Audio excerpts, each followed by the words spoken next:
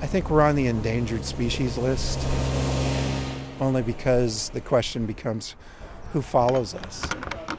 Who will take the risk, spend the big money for breeding fees to produce special foals like these? Shell out for the inevitable veterinarian bills. I don't know if you ought to get plasma or not. Kate Lantaff and her husband Zach run Tahoma Stud in Lexington. They've sold colts for 6 figures, including one by Bernardini. We've never lost a patient yet. But sales prices dropped 60% during the recession. Not so, though, with their other costs. I mean, you know, there's a lot of nights that you sit up thinking, how am I going to do this next week? How am I going to make payroll? How am I going to make whatever it is, make that next bill?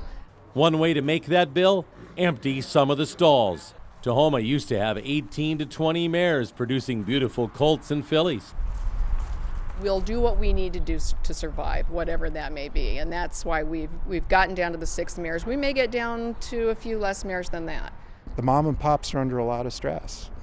It's hard to do this. It's tough, it really is. I don't think we've taken a vacation in 15 years. Smaller and now more diverse at Tahoma and at many Kentucky horse farms. With fewer horses coming to sale, demand has gone up, but hand in hand with that has been this unbelievable quest for perfection. I mean, if you go to a sale, you have to be so perfect if you're going to be in that top 5%.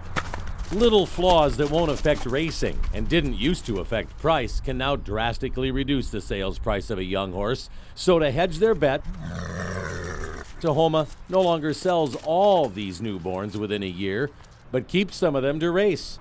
If the sales don't go well, it offers a chance to pull in some revenue from the track. And maybe, just maybe, they'll raise a Derby winner. You know, we're as capable as anybody else of foaling that, breeding that horse and getting it there, and now we have the ability to get it there ourselves. Tahoma thinks this filly could be a future Oaks winner. In the end, though, Kate and Zach just want horse racing to win and Kentucky horse farms to thrive. And while Zach thinks expanded gaming could help, he calls it fool's gold. We've got a much more exciting product than pulling a slot lever. If we don't do a better job of marketing to young people and getting them involved in the excitement of the sport, then we're doomed. But Zach and Kate say they will never stop raising racehorses, that Kentucky is the best place to do it. And to them, it's the best life imaginable. If you're not smiling at the end of the day here, and we've said this to our staff in the past, then you need to find something else to do.